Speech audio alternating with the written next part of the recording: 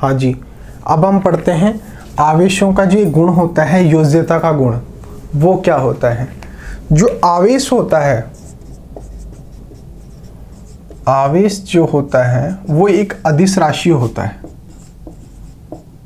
और अदिश राशियों में एक गुण होता है, प्रायः जो अदिश राशियां होती हैं उनका जो योग होता है वो बीजगणित से होता है। जो सामान्य गणित होती है उसमें जो गुणा भाग जोड़ बाकी होते हैं जिस प्रकार से होते हैं, उसी प्रकार से जो अदिश राशियां होती हैं उनमें बीजगणित पाया जाता है।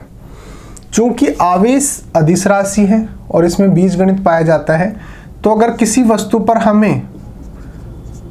किसी वस्तु पर जैसे मान लीजिए विभिन्न प्रकार के आवेश उपस्थित हैं, Q1, Q2, Q3, इस प्रकार से विभिन्न प्रकार के आवेश उपस्थित हैं, और हमें पूछा जाए कि उस वस्तु पर कुल आवेश कितना होगा, तो उसके जो कुल आवेश कितना होगा, उसमें उपस्थित सभी आवेशों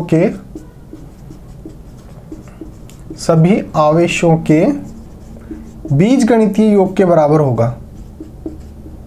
बीजगणितीय योग के बराबर होगा। बीजगणितीय योग के बराबर होगा। बीजगणितीय योग के बराबर होगा, इसका मतलब जो आवेश होता है उसमें योगात्मक प्रकृति पाई जाती है। आवेश में योगात्मक प्रकृति पाई जाती है। अब हम इसको समझ लेते हैं कि जो वस्तु पर कुल आवेश अगर बीजगणितीय योग के बराबर है तो वो किस प्रकार से होगा। मान लीजिए कि ये कोई वस्तु है A। इस वस्तु पर आवेश उपस्थित हैं, जैसे मान लेते हैं 8 कूलाम, 7 कूलाम और 4 कूलाम।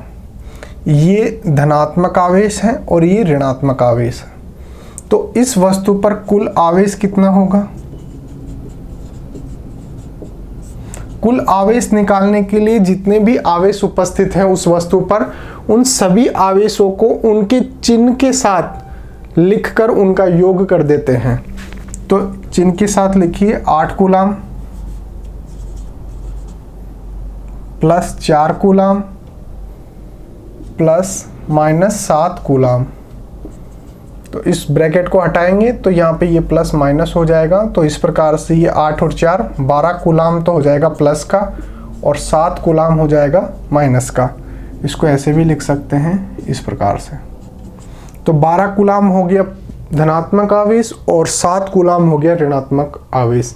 तो इस प्रकार से 3 और 2 5 कूलाम धनात्मक आवेश इस वस्तु पर उपस्थित है।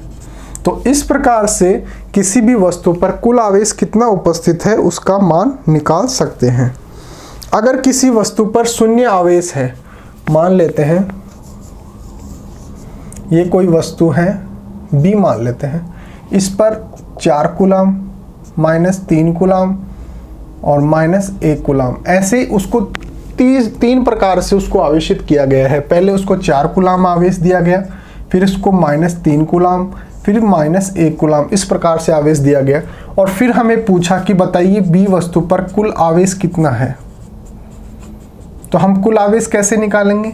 सभी जो आवेश उपस्थित हैं उनका बीजगणितीय योग करेंगे, यानी कि सभी आवेशों को उनके चिन्ह के साथ लिखकर उनका योग कर देंगे। तो हमें प्राप्त होगा 4 coulomb minus 3 coulomb minus 1 coulomb. तो ये 4 कूलाम तो प्लस का और माइनस 4 कूलाम हो गया माइनस का, यानी ऋणात्मक। तो कुल हो गया 0। इसका मतलब यह है वस्तु क्या है, उदासीन।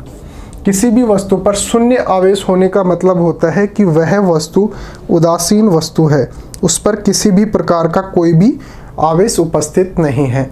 तो इस जो ये गुण पूरा पाया जाता है कि किसी भी वस्तु पर कुल आवेश उसके बीजगणितीय योग के बराबर होता है, इसको बोलते हैं आवेशों की योज्यता का गुण। ओके, अगर इस टॉपिक से रिलेटेड कोई भी क्वेरी हो तो आप कमेंट सेक्शन में पूछ सकते हैं। Thank you.